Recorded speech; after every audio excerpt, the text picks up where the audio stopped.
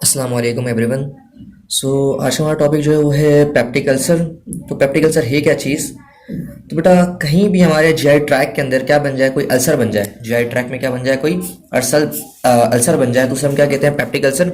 अब अल्सर का मतलब क्या होता है बेटा? हमारे पास जो म्यूकस की लेयर होती है, मिकोजा भी जिसको कहा जाता है, जीआई ट्रैक के अंदर जो पहली लेयर होती है हमारी क्या कहलाती है? मिकोजा। यहाँ पर लिखा हुआ है पहली लेयर क्या कहलाती है आपकी? जीआई ट्रैक की लेयर्स होती हैं। तो पहली लेयर क्या है? मिकोजा, फिर सब म्यूकोजा, फिर मस्कुलरिस, देन उसके बाद सिरोसा। पहली कौन सी होती है? मिकोजा, सब मिकोजा, मस्कुलरिस एंड सिरोसा। जो पहली लेयर होती है जीआई ट्रैक की, वो अगर डैमेज हो जाए या कहीं से खराब हो जाए तो वहाँ स्पेस क्रिएट हो जाता है। This space creation is called ulcer formation. ठीक है भाई, the lost part of mucosa. यहाँ पे मैंने अल्सर की डेफिनेशन दिया, लॉस्ट पार्ट ऑफ म्यूकोजा। और मसला ये है कि जो म्यूकोजा की लेयर है, जो पहली लेयर है सेल्स की, म्यूकस की, ये खराब होने की वजह क्या होती है, उसके रीजंस होंगे। पहले तो हम ये सीखेंगे इसके अंदर कि वो कौन कौन से फैक्टर्स हैं जो क्या करते हैं, इस म्यूकोजा की लेयर को प्रोटेक्ट करने की कोशिश करते हैं और इसको खराब नहीं होने देते, इन शॉर्ट डैमेज नहीं होने देते, इसकी अल्सरेशन नहीं होने देते। वो कौन कौन से फैक्टर्स हैं? तो पहला फैक्टर बेटा इसमें क्या है? म्यूकस है। म्यूकस खुद इट सेल्फ क्या, म्यूकोजा क्या करते हैं बेटा? म्यूकस निकालते हैं। Mucus is the alkaline thick liquid produce by the mucus mucosa cells. ठीक है, अल्कलाइंस अगर ये है तो फिर ये स्टमक की एसिडिटी को क्या करेगा? रिड्यूस करेगा। अच्छा, असल में अल्सर बनने की वजह ना वो इसी चीज के अंदर ही होती है। अल्सर बनने की वजह क्या होती है? अगर प्रोटेक्टिव फैक्टर्स कम पड़ जाएं और डैमेजिंग फैक्टर्स क्या हो जाएं? बढ़ जाएं। जो कि डैमेजिंग फैक्टर यानी कि जो अल्सर करवाने वाले फैक्टर्स अगर वो बढ़ जाए और प्रोटेक्टिव फैक्टर्स हमारे क्या हो जाए? रिड्यूस हो जाए, तो जाके अल्सर फॉर्मेशन हो जाएगी। ये आपने प्रिंसिपल याद रखना है अल्सर फॉर्मेशन का। असल में वाई में पूछा जाता है कि अल्सर कैसे बनते हैं, तो आपको प्रिंसिपल याद होना चाहिए। प्रिंसिपल ये, फिर वो आपसे पूछेंगे प्रोटेक्टिव फैक्टर्स क्या होते हैं, डैमेजिंग फैक्टर्स क्या होते हैं। ठीक है, तो प्रोटेक्टिव फैक्टर हमारे पास क्या है? म्यूकस है, उसके बाद SCO3 bicarbonate, because acidity reduce करता है। ये स्लाइवा में मौजूद होता है। प्लस ये जो हमारी म्यूकोजा सेल्स होते हैं जीआई ट्रैक के, वो भी निकालते हैं। प्रोस्टाग्लैंडिन बेटा, प्रोस्टाग्लैंडिन जो है असल में काम क्या है? ये पहली बात रखना, प्रोस्टाग्लैंडिन है क्या चीज? Is a steroid. अभी जो स्टीरॉइड कह रहा हूँ, सॉरी। प्रोस्टाग्लैंडिन क्या है बेटा? हमारा एक लिपिड कंपाउंड, और ये लिपिड कंपाउंड काम क्या करता है? ये जी इनहिबिटरी प्रोटीन एक्टिवेट करवाता है। बेटा जी इनहिबिटरी प्रोटीन असल में क्या काम करती है? जो हमारा प्रोटोन पंप इनहिबिटर होता है, प्रोस्टाग्लैंडिन क्या करती है? प्रोस्टाग्लैंडिन असल में जो हमारा एटीपेस पंप है, हाइड्रोजन पोटेशियम एटीपेस पंप, उसकी एक्टिवेशन को रोक देती है। कैसे एक्टिवेशन को रोक देती है? प्रोस्टाग्लैंडिन असल में जी इनहिबिटरी प्रोटीन एक्टिवेट करती है। जी इनहिबिटरी प्रोटीन वो प्रोटीन है, अगर वो एक्टिवेट हो जाए तो वो हाइड्रोजन पोटेशियम पंप को, हाइड्रोजन पोटेशियम जो हमारा क्या होता है? पंप होता है, हाइड्रोजन पोटेशियम एटीपेस पंप, उसको क्या कर देती है बेटा? क्लोज कर देती है। ये जी इनहिबिटरी प्रोटीन जो हमारी होती है। ठीक है, ये बात याद रखनी। तो प्रोस्टाग्लैंडिन अगर क्या हो जाए, हमारी बॉडी में मौजूद हो, जीआई ट्रैक के अंदर मौजूद हो, तो फिर क्या होगा? फायदा होगा। इससे फायदा क्या होगा? जो हमारा जी इनहिबिटरी प्रोटीन वो एक्टिवेट रहेगी, और जो हमारा हाइड्रोजन पोटेशियम एटीपेस पंप है वो डीएक्टिवेट रहेगा, ज्यादा एक्टिवेशन भी नहीं जाएगा। बेटा आगे लिखा हुआ म्यूकोजल ब्लड फ्लो। अब ये म्यूकोजल ब्लड फ्लो मतलब ब्लड जितना ज्यादा जाएगा किसके अंदर? म्यूकोजा के अंदर, उतना ज्यादा फायदा होगा। क्योंकि बेटा जितना ज्यादा ब्लड फ्लो कर रहा है ना, उतना ज्यादा वो एसिड जो प्रोड्यूस हुआ है स्टमक के अंदर, उसको वहां से लेके जा रहा है अपने साथ। इन शॉर्ट, सपोज करें अगर ब्लड फ्लो बहुत ज्यादा है तो जितना भी म्यूकोजा है हमारा, वो सारा का सारा मिकोजा के अंदर जो भी एसिड प्रोड्यूस हो गया है मिकोस लेयर में, वो सारा एसिड एब्जॉर्ब होकर कहाँ चले जाएगा? ब्लड में, और ब्लड उसको जल्दी लेके चले जाएगा। यानी ब्लड फ्लो जितना ज्यादा होगा उतना ज्यादा फायदा है कि वो एसिड को अपने साथ लेके चले जाता है, वो एब्जॉर्ब हो जाता है एसिड और चला जाता है ब्लड के साथ ही। तो ब्लड फ्लो अगर कम है तो इसका मतलब अल्सर होंगे, अगर ब्लड फ्लो ज्यादा है तो अल्सर नहीं होंगे। फिर बाकी बेटा ग्रोथ फैक्टर्स हैं। ग्रोथ फैक्टर से क्या मुराद है? अगर मिकोजा के जो सेल्स है उसमें अगर ग्रोथ फैक्टर्स मौजूद है तो जल्दी जल्दी बार बार क्या होंगे? अल्सर फॉर्मेशन नहीं हो पाएगी, क्योंकि मिकोजा बार बार क्या हो जाएगा? रीजनरेट कर जाएगा, क्योंकि उसमें ग्रोथ फैक्टर मौजूद है। तो रीजनरेशन जल्दी हो जाएगी तो अल्सर बनेगा ही नहीं। तो कुछ हमारे पास क्या है? फैक्टर जो प्रोटेक्टिव है। अब हम इस बात पे आते हैं कि वो कौन से फैक्टर जो डैमेज करेंगे। डैमेज करने वाले फैक्टर्स कौन कौन से हैं? H प्लस आयंस, यानी कि हमारे जो एसिड, H प्लस आयंस मुराद, अब एसिड ही लेंगे तो एसिड क्या करेगा? म्यूकोस लेयर को डैमेज करता है। पेप्सिन एंजाइम जो कि प्रोटीन डाइजेस्टिव एंजाइम होता है, ये भी क्या करता है? अफेक्ट करता है म्यूकोजा की लेयर को। Next H pylori. H pylori बेटा हम दोबारा ना आगे एक टॉपिक पूरा अभी इसके बाद स्टार्ट करेंगे एच पाइलोरी के ऊपर। एच पाइलोरी वो ग्राम नेगेटिव एक बैक्टीरिया है जो कि क्या करता है? इन्फ्लामेशन क्रिएट करता है जीआई ट्रैक के अंदर, और इन्फ्लामेशन क्रिएट करने के बाद उसको डैमेज करता है म्यूकोजा की लेयर को। हम पढ़ेंगे एंसेट बेटा। सर में एंसेट क्या करता है? बेटा ये एज अ पेन किलर हम यूज़ कर रहे होते हैं, जैसे कि हमारे पास मोस्ट कॉमन है एस्प्रिन है, इसके अलावा मेफेनिमिक एसिड है, आइब्रोफिन है, सारे पेन किलर्स में आती है एनसाइड, यानी कि non steroidal anti inflammatory drugs कहते हैं इनको। डाइक्लोफेनेक पोटाशियम तो बड़ी मशहूर है इसमें। तो non steroidal anti inflammatory drugs जो होती हैं असल में क्या करती है, प्रोस्टाग्लैंडिन को नहीं बनने देती। तो अगर एनसाइड प्रोस्टाग्लैंडिन को नहीं बनने देती तो उसका नुकसान क्या होगा कि जी इनहिबिटिव प्रोटीन डीएक्टिवेट रहेगी, वो एक्टिवेट नहीं हो पाएगी। अगर वो एक्टिवेट नहीं हो पाएगी तो आपका जो हाइड्रोजन पोटेशियम एटीपीएस पंप है वो ज्यादा काम करेगा, वो ज्यादा काम करेगा तो एसिड ज्यादा निकालेगा, और ज्यादा एसिड निकालेगा तो म्यूकोजा डैमेज होगा। तो एनसाइड असल में क्या करते हैं, प्रोस्टाग्लैंडिन को इनहिबिट कर देते हैं। प्रोस्टाग्लैंडिन इनहिबिट होने की वजह से असल में एनसाइड करते हैं क्या है, साइक्लोऑक्सीजनेस जो हमारा एंजाइम होता है उसको क्या, अगर आपने थोड़ी बहुत फार्मा तो पढ़ी होगी, साइक्लोऑक्सीजनेस एंजाइम को डीएक्टिवेट करते हैं। साइक्लोऑक्सीजनेस एंजाइम जो चाहिए असल में प्रोस्टाग्लैंडिन की सिंथेसिस के लिए चाहिए। तो एनसाइड जैसे साइक्लोऑक्सीजनेस एंजाइम को खत्म कर देगा, वैसे ही मतलब उसकी एक्टिविटी को डिक्रीज कर देगा, उसकी एक्टिविटी रिड्यूस कर देगा, तो प्रोस्टाग्लैंडिन नहीं बनेंगे। अगर प्रोस्टाग्लैंडिन नहीं बनेंगे तो जी इनहिबिटरी प्रोटीन एक्टिव नहीं होगी, जी इनहिबिटरी प्रोटीन एक्टिव नहीं होगी तो आपका जो हाइड्रोजन पोटेशियम एटीपीएस पंप है वो क्या रहेगा, एक्टिवेटेड रहेगा। अगर वो एक्टिवेटेड रहेगा तो क्या होगा, परसिस्टेंट H प्लस निकलते रहेंगे और हमारा म्यूकोसा डैमेज होगा। बट अगेन आते हैं बात स्ट्रेस पे। स्ट्रेस किस तरह से पेप्टिक अल्सर करवाता है? स्ट्रेस असल में ना हमारी बॉडी में पैरासिम्पैथेटिक नर्वस सिस्टम को एक्टिवेट करवाता है। तो पैरासिम्पैथेटिक नर्वस सिस्टम आपको पता है हमारा पूरा फिजियोलॉजी में पढ़ के आए हैं, GI tract parasympathetic nervous system से सिक्रीशन स्टार्ट करता है, यानी हमारे जीआई ट्रैक के अंदर सिक्रीशंस करवाने के लिए हमें पैरासिम्पैथेटिक नर्वस सिस्टम चाहिए। तो जितना ज्यादा स्ट्रेस होगा उतना ज्यादा पैरासिम्पैथेटिक नर्वस सिस्टम एक्टिवेट होगा।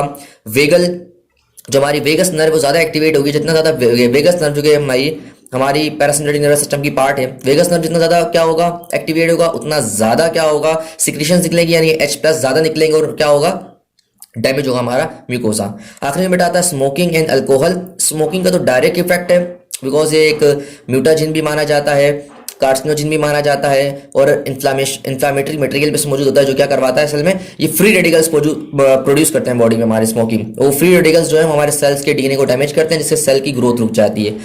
नेक्स्ट हमारे पास क्या, अल्कोहल। अल्कोहल क्या करता है असल में, डेबिलेट कर देता है पेशेंट को, यानी कि उसका जो गैस्ट्रिक एम्प्टीन है वो लेट कर देता है। जब गैस्ट्रिक एम्प्टी नहीं होगा, यानी कि हमारा स्टमक एम्प्टी नहीं होगा, तो होगा ये उसकी वजह से गैस्ट्रिक एसिड पड़ा रहेगा स्टमक में और वो म्यूकोजा को डैमेज करेगा। तो ये अल्कोहल क्या करता है, डेबिलेट करता है, यानी कि इन शॉर्ट में अगर मैं कहूँ तो हमारे जो जीआई ट्रैक है उसकी मोटालिटी को रिड्यूस कर देता है, जिसकी वजह से मोटालिटी रिड्यूस होती है और वो आगे जा नहीं पाते, पेरिस्टाल्टिक एक्टिविटी नहीं हो पाती। ठीक है, सारी चीजें जिसकी वजह से असर होता है। दो फैक्टर याद रखना बेटा, ये वाइवा में बड़ा काम आते हैं, वाइवा के अलावा उसमें भी बड़े काम दें कि एनसाइड किस तरह से काम अल्सर करवा रहा है फला फला, तो मतलब वो ये आपका निकल जाएगा। बट नेक्स्ट में हम पढ़ेंगे इनके सिम्टम्स पढ़ेंगे और थोड़ा H पायलरी को भी टच करेंगे, ठीक है, and then complication as well. तो बेटा इससे क्लिनिकल प्रेजेंटेशंस क्या होती हैं? सबसे पहले तो आपको पता है कि बर्निंग एपिगैस्ट्रिक पेन होता है, कुछ जल रहा है, जिसको हम हार्ट वो भी कहते हैं हार्ट बर्निंग। ज्यादातर बेटा ये कब होगा, उसमें लिखा हुआ है नाइट वाले टाइम में क्या होता है, ज्यादा होता है, वर्स हो जाता है नाइट में, या फिर आप जब खाना खाते हैं, खाना भी कौन सा खाएंगे, आप जब प्रोटीन गजा खाएंगे ज्यादा तो आपको पेन ज्यादा फील होगा। ठीक है, तो वो वाली गजाएं हैं जिसकी वजह से आपका एसिड को ज्यादा प्रोड्यूस होना पड़ता है, उनके अंदर आपको क्या निकलने के उस चांसेस किस चीज के होते हैं, आपका पेन बढ़ने के चांस होते हैं। ठीक है, तो ज़्यादातर तो वैसे नॉर्मली 1 to 3 आवर्स बाद पेन शुरू हो जाता है, कोई भी आप मील खाएं, लेकिन आप अगर ऐसी ग़िज़ा खा रहे हैं जो कि एम्प्टी लेट होती है, जिसको डायरेक्शन में टाइम लगता है, वो ज़्यादा वर्स करेंगे पेन को। ठीक है भाई, गैस्ट्रिक अल्सर बनेगा बेटा, नॉर्मली गैस्ट्रिक अल्सर, अच्छा 2 तरह के अल्सर होते हैं बेटा, एक गैस्ट्रिक अल्सर होता है, एक कौन सा डूडनल अल्सर होता है। बेटा पहली बात एमसीक्यूज पॉइंट आता है, which one is the common ulcer, duodenal ulcers are more common, duodenal ulcers are more common because वहाँ की म्यूकोजा इसके लिए बनाई नहीं गई है, इसलिए वो ज़्यादा जल्दी डैमेज होती है एसिड से। एज कम्पेयर टू जो गैस्ट्रिक म्यूकोजा होती है वो थोड़ी सी रेजिस्टेंट होती है, बिकॉज उसको बनाया जाता है थोड़ा सा रेजिस्टेंट। तो गैस्ट्रिक अल्सर्स कॉमन नहीं है, डूडनल अल्सर्स क्या होते हैं, कॉमन होते हैं। जो गैस्ट्रिक अल्सर का पेन होता है, ये पेन वर्स होगा जब आप खाना खाएंगे, ड्यूरिंग जब आप ये खा रहे होंगे उस टाइम आपको क्या हो रहा होगा, पेन हो रहा होगा, यानी कि आफ्टर मील आप जब भी फील करें अगर पेन को, तो वो गैस्ट्रिक अल्सर है।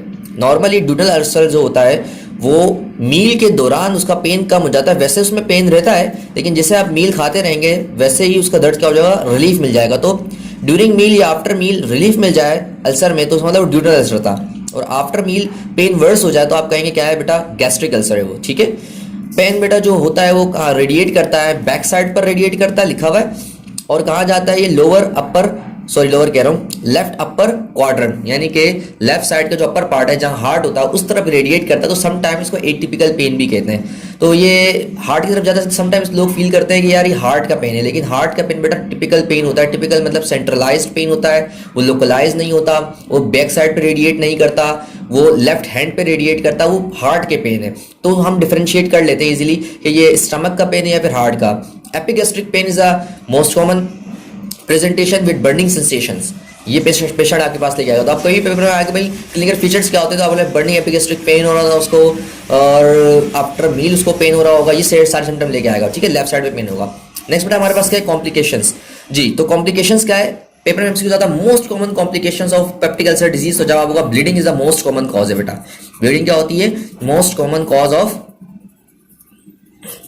कॉम्प्लिकेशंस। बेटा इसके अलावा और क्या कॉम्प्लिकेशंस हो सकती है, परफोरेशन हो सकता है, जहां पर अल्सर बना है वहां से फट जाएगा। जब आपका म्यूकोजा डैमेज हुआ तो सब म्यूकोजा भी डैमेज हो जाएगा, क्योंकि एसिड है वो मस्कुलरिस लेयर को भी डैमेज करेगा, सिरोसा को भी डैमेज करेगा, परफोरेशन करवा देगा, सुराख करवा देगा पूरी इसके अंदर, ठीक है। और ये कंडीशन बड़ी वर्स है, क्योंकि आगे जाके पेरिटोनाइटिस हो सकता है, पूरा जीआई ट्रैक के अलावा other side of the GI tract वो भी खराब होने के चांस होते हैं, परफोरेशन अगर हो गई तो। परफोरेशन अगर हो गई तो पेन बहुत ज्यादा होता है, ठीक है। आउटलेट ऑब्स्ट्रक्शन हो सकती है, जहां पर अल्सर हुआ है बेटा वहां को अगर बार बार डैमेज को वो किया जा रहा होगा, हील किया जा रहा होगा, तो ज्यादातर जो अल्सर होते हैं जीआई ट्रैक के, एक तो ड्यूडेनम में होते हैं और दूसरा कहां पर होते हैं, जो गैस्ट्रिक के अंदर होते हैं, हमारे स्टमक के भी आखिरी पार्ट में होते हैं, पाइलोरस में होते हैं। पाइलोरस क्या हो सकता है, हमारा ब्लॉक हो सकता है, तो आउटलेट ऑब्स्ट्रक्शन हो सकती है। मैलिग्नेंट ट्रांसफॉर्मेशन है बेटा, गैस्ट्रिक अल्सर्स तो मैलिग्नेंट ट्रांसफॉर्मेशन में जाते हैं, लेकिन कि जो दूसरा वाले ड्यूडल अल्सर्स वो कभी भी ट्रांसफॉर्मेशन इनटू गैस्ट्रिक कार्सिनोमा नहीं होते हैं। इन शॉर्ट वो कभी भी कैंसर में तब्दील नहीं होते। कौन से होते हैं, सिर्फ जो कौन से वाले होते हैं, हमारे गैस्ट्रिक वाले, यानी कि ये स्टमक वाले, ठीक है। चले नेक्स्ट पार्ट बेटा, इसकी डायग्नोज तो इजी है। पहली बात तो बेटा मैंने कल भी बताया था, यानी लास्ट टाइम बताया था कि ज्यादातर हमारे जीआई ट्रैक की जो हम वो कर रहे होते हैं, डायग्नोसिस ले रहे होते हैं, बीमारियों की एंडोस्कोपी से लेते हैं। तो उसको बेस्ट चॉइस क्या है बेटा, अगर आपसे कोई पूछे पेप्टिक अल्सर डिजीज मालूम पड़े तो एंडोस्कोपी बेस्ट चॉइस जो है, modality of choice, investigation of choice भी कह सकते हैं आप। Endoscopy is the investigation of choice. First भी यही करते हैं, एंड भी इसी से लेते हैं पेप्टिक अल्सर डिजीज के लिए, ठीक है। समटाइम बेटा अगर ये पेप्टिक अल्सर सपोज करते हैं वो एच पाइलोरी की वजह से हुआ है, किसकी वजह से हुआ, एच पाइलोरी, तो उसकी स्क्रीनिंग करनी पड़ती है, वाकई में एच पाइलोरी की वजह से हुआ ही नहीं हुआ है। तो उसके लिए हमारे पास ना दो तरह के टेस्ट होते हैं, एक होते हैं non invasive test. Non invasive test यानी कि वो टेस्ट जिसके अंदर हम कोई चीज बॉडी के अंदर नहीं डालेंगे, जिससे टेस्ट किया जाएगा एच पाइलोरी का। और एक होगा कौन सा, इन्वेसिव टेस्ट। कौन सा होंगे, इन्वेसिव टेस्ट। तो बेटा नॉन इन्वेसिव टेस्ट में तो पहले होता है सीरोलॉजी करते हैं। सीरोलॉजी का मतलब क्या होता है, हम सीरम के अंदर एंटीबॉडीज देखते हैं किसके खिलाफ, जो एच पाइलोरी के खिलाफ बनी होती है, उस आईजीएम आईजीजी जो भी एंटीबॉडीज बनी होती है, उस एंटीबॉडीज को हम चेक करते हैं, उसे कहते हैं सीरोलॉजी। जो नॉन इन्वेसिव टेस्ट है, जैसे हम ब्लड निकाल के और उसमें एंटीबॉडीज चेक करते हैं। लेकिन वो मसला उसके साथ ये है कि वो डिफरेंशिएट नहीं करेगा करंट चल रहा है या फिर इम्यून सिस्टम ने उसके खिलाफ एंटीबॉडी बना दी है और हमारा एच पाइलोरी इरेडिकेट हो चुका है। इरेडिकेट हो चुका है तब भी एंटीबॉडीज तो मिलेंगी ना, क्योंकि एंटीबॉडी तो लाइफ लॉन्ग रहती है। ये एक इसका मसला था, ठीक है तो चीप सबसे आसान तरीका यही है बेटा। नेक्स्ट हमारे पास जो होता है वो होता है urea breath test. Non invasive test में एक और कौन सा होता है, यूरिया ब्रीथ टेस्ट। बेटा यूरियास या फिर यूरिया ब्रीथ टेस्ट हम क्या करते हैं, क्योंकि असल में हमारा जो एच पाइलोरी होता है वो अपने अंदर से यूरियास एंजाइम निकालता है। कौन सा एंजाइम निकालता है, यूरियास एंजाइम। और ये यूरियास एंजाइम क्या करते हैं बेटा, ये यूरिया को कन्वर्ट करते हैं किसके अंदर, NH3 के अंदर, और CO2 के अंदर क्या करते हैं, कन्वर्ट करते हैं। यूरियस एंजाइम की बात हो रही है, किसकी बात हो रही है, यूरियस एंजाइम। तो एच पाइलोरी की इस प्रॉपर्टी की वजह से ये जो हमारा ड्यूडेनम है या फिर जो हमारा ये है स्टमक के अंदर जो भी एसिड होता है वो नॉर्मली हर बैक्टीरिया को मारने की कोशिश कर रहा होता है, लेकिन एच पाइलोरी से बच जाता है। क्यों बच जाता है, क्योंकि एच पाइलोरी के अंदर होता है यूरियस एंजाइम। ये एंजाइम क्या करता है, आपके फूड में से यूरिया को निकालता है और यूरिया को कन्वर्ट कर देता है NH3 और CO2 में।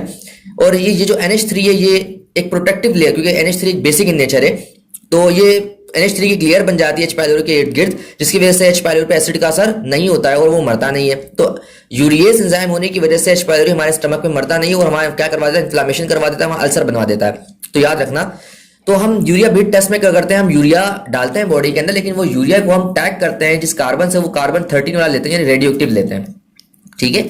नॉर्मल ये अब होगा ये कि जैसे यूरिया यूरिएज एंजाइम उस यूरिया को जो हमने बॉडी में डाला है उसको ब्रेक करेगा, दो हिस्सों में ब्रेक करेगा, NH3 में और CO2 के अंदर। अब जो NH3 होगा वो तो वो अपनी प्रोटेक्टिव लेयर बना देगा H पाइलोरी के ऊपर, लेकिन जो CO2 है वो ब्रीथ के साथ हमारे आएगा बाहर, क्योंकि CO2 ब्लड में जाएगा, ब्लड से कार्बन डाइऑक्साइड कहाँ से बाहर आती है, फिर हमारे नेजल कैविटी से बाहर आ रही होगी, माउथ से बाहर आ रही होगी, तो वो लंग से बाहर आएगी ना। तो जैसे बाहर आएगी ना हम उसमें चेक करेंगे कार्बन डाइऑक्साइड जो C है, कार्बन कौन सा C13 वाला, C12 वाला। अगर वो C13 वाला होगा तो एग्जैक्टली हमारे पास जो है टेस्ट पॉजिटिव आ जाएगा। तो ये होता है हमारा यूरिया ब्रेथ टेस्ट।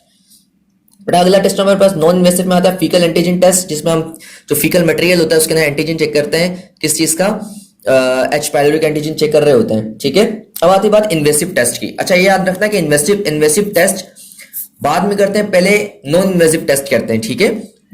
अच्छा नॉन इन्वेसिव टेस्ट लेकिन मोस्ट एक्यूरेट टेस्ट होते हैं, जिससे हमें डेफिनेटिव डायग्नोस मिल जाता है कि हाँ वाकई में H पाइलोरी की वजह से हुआ है नहीं हुआ है। तो उसमें तो पहला बेटा क्या आता है, एंडोस्कोपी बायोप्सी। क्या आता है बेटा, एंडोस्कोपी बायोप्सी आ जाता है। अब जो एंडोस्कोपी बायोप्सी होता है इसमें हम एंडोस्कोप डाल के बायोप्सी ले लेते हैं जहां पर कहीं अल्सर हो रहा होता है। बायोप्सी में फिर बायोप्सी हम कल्चर कर लेते हैं। जैसे हम कल्चर करते हैं उसे पता लग जाता है हमें कि हाँ भाई क्या हुआ है। पहले तो कल्चर से पहले हम उसमें देख रहे होते हैं कि वाकई में H पाइलोरी मौजूद भी है कि उसमें नहीं मौजूद है। तो एंडोस्कोपिक बायोप्सी जो है जो क्या बेटा most accurate test of all है, ठीक है भाई, मोस्ट एक्यूरेट। मैंने जिसका रिजल्ट पॉजिटिव आ गया तो मतलब 100% क्या है बेटा, H पाइलोरी ही है। मैंने कल ही बताया था कुछ ऐसे एक्यूरेट टेस्ट होते हैं जो सिर्फ स्पेसिफिक डिजीज के लिए होते हैं, ये स्पेसिफिक डिजीज को जाहिर करेगा। नेक्स्ट बेटा हमारे पास है रैपिड यूरिएस टेस्ट, जिसमें हम यूरिया का पता लगा रहे होते हैं डायरेक्ट। हम गैस्ट्रिक जो हमारा कंटेंट होता है उसको एस्पायरेट करते हैं, उसमें क्या मालूम करते हैं यूरियस। अगर यूरियस एंजाइम मौजूद होता है तो पता लग जाता है भाई H पाइलोरी है मौजूद, तो वो एस्पायरेट करना पता है, गैस्ट्रिक कंटेंट इन्वेजिव इसलिए। बेटा आखिरी हमारे पास होता है कल्चर, माइक्रोबायोलॉजिकल कल्चर जो हम करते हैं। कल्चर बेटा माइक्रोबायोलॉजिकल कल्चर का मतलब ये होता है हम ब्लड टेस्ट करके जो है वो क्या निकालते हैं, blood test aspirate of the content को हम निकालते हैं और ब्लड में हम चेक करते हैं। पहली बात तो H पाइलोरी है भी कि नहीं, H पाइलोरी चेक करेंगे, फिर उसमें हम सेंसिटिविटी भी चेक करेंगे कि कौन सी ऐसी एंटीबायोटिक है जो किसको मारेगी, हमारे इसको मारेगी H पाइलोरी को, ठीक है। अच्छा ये गोल्ड स्टैंडर्ड टेस्ट है, पेपर में हमसे क्या आ जाएगा, which one of the following is the gold standard test for H pylori. तो आपका जवाब होगा microbiological culture is a gold standard. अच्छा गोल्ड स्टैंडर्ड टेस्ट किसे कहते हैं, ये वो वाले टेस्ट होते हैं जो डायग्नोस के साथ साथ हमें ट्रीटमेंट भी देते हैं। ऐसे टेस्ट जो डायग्नोस भी करेंगे और ट्रीटमेंट भी हमें बता देंगे, मतलब उनसे हम वो वाले टेस्ट जिससे हम डायग्नोस भी कर सकते हैं और दूसरा जिससे हम ट्रीटमेंट भी कर सकते हैं, उस टेस्ट को आप क्या कहते हो, gold standard test. Gold standard test किसे कहते हैं बेटा, वो वाला टेस्ट जिससे आप एक तो डायग्नोस करोगे बीमारी को और उसी से ही आप क्या करोगे, उसका इलाज भी करोगे। तो हमारा जो माइक्रोबायोलॉजिकल कल्चर है इसे हम डायग्नोस भी करते हैं और इसके खिलाफ जो एंटीबायोटिक लगानी है वो भी हम पता करते हैं कल्चर करके। तो हमें पता है गोल्ड स्टैंडर्ड टेस्ट किसे कहते हैं, ठीक है बेटा। अब नेक्स्ट हम पढ़ेंगे मैनेजमेंट कैसे करेंगे इस पेशेंट की, ठीक है भाई जी। बेटा अब अगर तो सपोज करते हैं कि हमारे पास पेशेंट आया पेप्टिक अल्सर डिजीज का, तो अगर वो H पाइलोरी की वजह से, तो उसकी मैनेजमेंट कुछ इस तरह से होती है लिखी हुई। अगर वो H पाइलोरी की वजह से नहीं है तो जिसकी सपोज करते हैं अगर वो एनसेट की वजह से है, एनसेट की वजह से, तो आप तब सिर्फ लगाते हो क्या, ओमेप्राजोल लगाते हो। अगर मतलब उस शख्स ने एनसेट बहुत ज्यादा यूज की हुई यानी पेन किलर्स बहुत ज्यादा यूज की हुई जिसकी वजह से अल्सर बने, तो आप सिर्फ क्या लगाओगे, प्रोटोन पंप इनहिबिटर लगाओगे, ओमेप्राजोल लगाओगे, उससे वो ठीक हो जाएगा, ठीक है। लेकिन अगर अल्सर इस वजह से नहीं बना है, अल्सर बना किसकी वजह से, जो हमारा H पाइलोरी की वजह से, तो उसकी ट्रीटमेंट कैसे करते हैं बेटा। एक तो ट्रिपल थेरेपी कहलाती है, क्वाड्रुपल थेरेपी कहलाती है। ट्रिपल थेरेपी में हम एक प्रोटोन पंप इनहिबिटर लगाएंगे यानी कि ओमेप्राजोल, उसके साथ कोई 2 एंटीबायोटिक लगाएंगे। जो नॉर्मली हमारे मुआशरे में चल रही है वो कौन सी वाली चल रही है, एक तो क्लेथ्रोमाइसिन चल रही है, एंटीबायोटिक का नाम बता रहा हूँ आपको। पीपीआई तो लगेगा जरूर, यानी कि ओमेप्राजोल के साथ एक एंटीबायोटिक लगेगी क्लेथ्रोमाइसिन और एक एंटीबायोटिक लगेगी एमोक्सिसिलिन। एक तो हमारे पास ये है सिस्टम, ठीक है। क्लेथ्रोमाइसिन में 500 मिलीग्राम वाली लगाते हैं, एमोक्सिसिलिन 1 ग्राम वाली लगाते हैं, ठीक है। अगर ये ट्रीटमेंट हमारी नहीं चलती तो अगर हमारे पास क्या पार्ट होगा, हम वापस से क्या लगाएंगे, ओमेप्राजोल लगाएंगे, क्लेथ्रोमाइसिन लगाएंगे और पहले हमने एमोक्सिसिलिन लगाया था, अब एमोक्सिसिलिन की तरह मेट्रानिडाजोल भी लगा सकते हैं। मतलब हमारे पास 2 कैटेगरीज है। एक कैटेगरी हमारे पास क्या है, जिसमें ओमेप्राजोल लगाया हमने, कैलिथ्रोमाइसिन लगाया हमने 500 मिलीग्राम और प्लस हमने इस पर क्या लगाया था, एमोक्सिसिलिन लगाया था, ठीक है। ये पहला रेजिमेंट था हमारे पास। दूसरा रेजिमेंट हमारे पास क्या है, ओमेप्राजोल, क्लेथ्रोमाइसिन, मेट्रानिडाजोल, ठीक है। मेट्रानिडाजोल में 400 mg में लेते हैं। अगर ये थेरेपी काम जिसको हम लगा के रखते हैं 14 डेज तक, अगर 14 डेज में हम दोबारा से चेक करते हैं, अच्छा हम पता कैसे लगाएंगे कि हमारा ट्रीटमेंट बिल्कुल सही चल रहा है, तो एक टेस्ट दोबारा से हमने बताया था यूरिया ब्रीथ टेस्ट। बेटा यूरिया ब्रीथ टेस्ट करते हैं हम, जिससे हमें पता लगाते हैं कि वाकई हमारा ट्रीटमेंट सही जा रहा है या फेल हो गया। अगर यूरिया ब्रीथ टेस्ट करते हैं हम और वो पॉजिटिव आ जाता है, उसका मतलब हमारा ट्रीटमेंट क्या हो गया, फेल हो गया। ठीक है, तो फिर हम दूसरी तरह थेरेपी पे जाते हैं। वो है क्वाड्रुपल थेरेपी। इसमें हम 4 चीजें लगाएंगे। एक और चीज इंक्लूड करते हैं, जैसे कहते हैं बिस्म्यूट सैलिसाइलेट। क्या इंक्लूड करते हैं, देखो ओमेप्राजोल तो लगेगा ही, पीपीआई प्लस कैलेथ्रोमाइसिन की जगह टेट्रासाइक्लिन आ जाएगी। क्या आ जाएगी, टेट्रासाइक्लिन आ जाएगी। और इसके साथ जो मेट्रानिडाजोल लगेगी, मेट्रानिडाजोल। और आखिरी हमारा ड्रग कौन सी लग जाएगी, बिस्म्यूट सैलिसाइलेट, बिस्म्यूट सैलिसाइलेट। तो ये हमारे पास कुछ ड्रग्स लग जाएंगी क्वाड्रुपल थेरेपी में। 4 थेरेपी, 4 ड्रग्स लगाई हमने। प्रोटोन पर इनहिबिटर यानी कि ओमेप्राजोल, टेट्रासाइक्लिन, मेट्रानिडाजोल एंड बिस्म्यूट सैलिसाइलेट। ठीक है, ये हमारा क्या है, दूसरा वाला टारगेट होगा। इसमें अब मिलीग्राम तो वैसे पूछते तो नहीं, लेकिन टेट्रासाइक्लिन 500 मिलीग्राम लेंगे हम 4 टाइम्स अ डे। और इसके अलावा जो बिस्म्यूट सैलिसाइलेट है 120 मिलीग्राम लेते हैं 4 टाइम्स अ डे। मतलब ये पूछते नहीं पेपर में, लेकिन फिर भी इसे ध्यान में रख लें आप लोग। और ये भी 14 डेज तक लगाएंगे। पहले हमने क्या लगाया था, ट्रिपल थेरेपी लगाई थी 14 डेज तक। अगर वो उसको हम चेक किया कि बाकी हमारा इरिगेशन हुई है नहीं हुई है, कैसे चेक करते हैं, यूरिया ब्रीथ टेस्ट करके। अगर यूरिया ब्रीथ टेस्ट दोबारा पॉजिटिव आता है, इसका मतलब है कि पहले नहीं मारा है, तो हम लगाते हैं क्वाड्रुपल थेरेपी। अगर क्वाड्रुपल थेरेपी लगाने के बाद हम दोबारा यूरिया ब्रीथ टेस्ट करेंगे, अगर तो वो नेगेटिव आ गया तो ठीक है, और अगर वो नेगेटिव नहीं आता, पॉजिटिव आता है, तो बेटा हम दूसरा जो काम है वो किस तरफ जाते हैं, सर्जरी की तरफ जाते हैं। सर्जरी की तरफ जाने के लिए कुछ इंडिकेशंस होती हैं। वो इंडिकेशंस क्या है बेटा, इमरजेंसी कंडीशन में अगर कोई पेशेंट आए, अब इमरजेंसी कंडीशन का मतलब अगर पेपर में ना एक एमसीक्यूज आपको ऐसे बना के देंगे, patient come into an emergency department. अगर वो ऐसे एमसीक्यूज बना के दे रहे, इसका मतलब वो आप नॉर्मल मैनेजमेंट आपसे नहीं पूछना चाह रहे, पीछे जो हमने की है वो आपसे पूछना चाह रहे हैं सर्जिकल मैनेजमेंट असल में। तो ये याद रखना कि अगर वो एमसीक्यूज के अंदर आपको ये बताए कि इमरजेंसी में पेशेंट आया, तो अब उसको इमरजेंसी के हिसाब से ट्रीट करेंगे। ठीक है, और इमरजेंसी में कब आएगा, जब उसकी परफोरेशन हो जाएगी। क्या हो जाएगी, परफोरेशन, या फिर हेमरेज इतना ज्यादा हो चुका है कि ब्लड बहुत ज्यादा लॉस हो गया, हाइपोटेंशन में पेशेंट चला गया। ठीक है, और इसके अलावा अगर क्या हो गया है, गैस्ट्रिक आउटलेट ऑब्स्ट्रक्शन हो गई और वो प्रोलॉन्ग्ड है, मतलब बहुत ज्यादा दिनों से वो ऑब्स्ट्रक्शन हो गई, जिसकी वजह से एब्जॉर्प्शन नहीं हो पा रहा किसी चीज की, फूड की, उस स्टमक से उल्टी हो जाती है सारी चीजें। तो फिर उस वजह से ना बंदा का वेट लूज हो रहा होता है, वो वीक हो रहा होता है। तो पहला मोस्ट कॉमन आपसे कोई पूछे कि क्या किस वजह से इंडिकेशन है सर्जरी की, तो आप बोलेंगे परफोरेशन। देन उसके बाद आप क्या बताएंगे उसको, हेमरेज। देन कॉम्प्लिकेशंस में हमारे पास एक और है गैस्ट्रिक आउटलेट ऑब्स्ट्रक्शन। ये आप जो है सारी चीजें की इंडिकेशन है सर्जरी की। बेटा सर्जरी हमारे पास 2 तरह की होती है। एक अच्छा एक और इंडिकेशन है, वो है रिकरेंट। किसकी, रिकरेंट। एक और इंडिकेशन हमारे पास है, अगर अल्सर जो है वो रिकरेंट है, एक बार हो जाता है फिर दोबारा करते हैं, फिर हो जाता है फिर दोबारा करते हैं, रिकरेंट हो रहा है, तो उसमें भी इंडिकेशन है किसकी, सर्जरी की। ठीक है, नेक्स्ट बेटा सर्जरी में 2 तरीके होते हैं। एक होता है बिलरोथ टाइप 1, बिलरोथ टाइप 1 हमारे पास है, और दूसरा क्या है, ये सर्जरी के नाम है। और एक और क्या है हमारे पास, बिलरोथ टाइप 2 है हमारे पास। ठीक है बेटा, टाइप 1 में हम क्या करते हैं बेटा जी, टाइप 1 में सबसे पहले काम ये करते हैं, हम स्टमक का आखिरी पार्ट को कट लगाते हैं। कट लगा के मतलब ये जो टाइप 1 है असल में गैस्ट्रिक अल्सर के लिए होता है। इस सर्जरी हम कर रहे हैं बिलो टाइप 1 गैस्ट्रिक अल्सर के लिए। गैस्ट्रिक अल्सर ज्यादा क्या होता है, पाइलोरस में होता है। पाइलोरस वाला हम पीस कर के निकाल देते हैं, और जितना पार्ट जो स्टमक का रिमेनिंग रह जाता है, बॉडी रह जाता है, उसका थोड़ा सा लेसर कर्वेचर और ग्रेचर कर्वेचर और ये चीजें रह जाती है, अंतरम थोड़ा सा रह जाता है, और उसको डायरेक्ट हम ड्यूडेनम से जोड़ देते हैं। यानी कि बीच का जो पार्ट था, जो अल्सर वाला था, उसको हमने कट करके निकाल दिया, और वो पार्ट कौन सा वाला था, पाइलोरस वाला पार्ट था। तो ये होती है बिलो टाइप 1, जिसके अंदर आप क्या करते हैं, आखिरी पार्ट जो डिस्टल पार्ट होता है स्टमक का, उसको आप काट के निकाल देते हैं, और डायरेक्ट जितना पार्ट रिमेनिंग रह गया है स्टमक का, उसको ज्वाइन कर देते हैं किसमें, ड्यूडेनम में। बिलो टाइप 2 बेटा डूडल अल्सर के लिए। किसके लिए बेटा, डूडल अल्सर के लिए। डूडल अल्सर में हम क्या करते हैं, मतलब एक तरीके से पूरा ड्यूडेनम ही काट देते हैं। वो कैसे, अच्छा ज्यादातर जो होता है वो गैस्ट्रिक अल्सर की वजह से कॉम्प्लिकेशन ज्यादा होती हैं। ठीक है, स्टमक का आखिरी का जो 1/3 पार्ट होता है, पाइलोरस और अंतरम होता है, इसको हम काट तो नहीं खैर लाइगेट करते हैं। लाइगेट कैसे करते हैं, जगह पर हम स्विचर लगाते हैं, जगह क्या हो जाती है, क्लोज हो जाती है। क्या हो जाती है, जगह क्लोज। जैसे क्लोज होती है तो जूजनम को हम डूडनम को हमें अलग करना चाहिए, और डूडनम का भी आखिरी पार्ट क्या कर देते हैं, क्लोज कर देते हैं। जूजनम को हम लेके आते हैं और डायरेक्ट स्टमक के बॉडी से या लेसर कर्वेचर से आगे करते हैं। वैसे तो बॉडी से करते हैं, जो बैक साइड है ग्रेटर कर्वेचर है इस जहां पर करते हैं, लेकिन लेसर कर्वेचर पे भी हम कर लेते हैं। तो लेसर कर्वेचर या फिर ग्रेटर कर्वेचर पे हम जाके क्या करते हैं, एनास्टोमोस कर देते हैं। तो जितना भी स्टमक है डायरेक्ट स्टमक कंटेंट डायरेक्ट जूजनम में आता है, डूडनम में जाते हैं। तो डूडनम को हम कट करके इन शॉर्ट निकालने एक तरीके से देखा जाए तो बिलो टाइप 2 असल में डूडनल अल्सर के लिए होता है, और उसमें हम डूडनम को कट करके निकाल रहे होते हैं, डूडनम का इस्तेमाल खत्म करवाते हैं। ठीक है, और तो उसमें हम करते क्या है, स्टमक का 2/3 पार्ट और जूजनम का को लेकर आते हैं और आपस में ज्वाइन करते हैं। ये बिलो टाइप 2 है। ये किसके लिए होती है बेटा, ये होती है डूडनल अल्सर्स के लिए। ठीक है बेटा, ये हमारा टॉपिक हो गया यहाँ पर।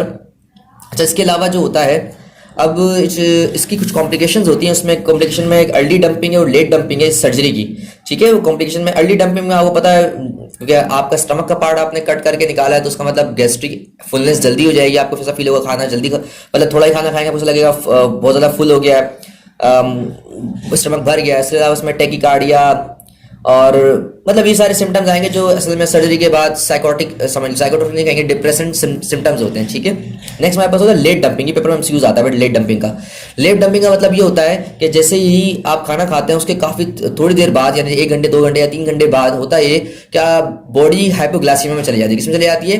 हाइपोग्लाइसीमिया में। ये पेपर में यूज आता है भाई। ठीक है, हाइपोग्लाइसीमिया कैसे लगता है? ट्रेमर्स हो जाते हैं, उसको फैटनेस हो जाती है, ये सारी चीज होने की वजह से जैसे आप क्या करते हैं, खाना लेते हैं, उसके कुछ हार्स बाद क्या होता है, हाइपोग्लाइसीमिया हो जाता है। वो हाइपोग्लाइसीमिया कहलाती है लेट डंपिंग में। ठीक है भाई, अर्ली डंपिंग में क्या होता है, एपिगैस्ट्रिक फुलनेस मिलती है, और लेट डंपिंग हमें क्या मिलता है, हाइपोग्लाइसीमिया मिलता है। ठीक है भाई, इसके अलावा बेटा अगर कोई चाहिए तो बता दीजिएगा मुझे। अल्लाह हाफिज।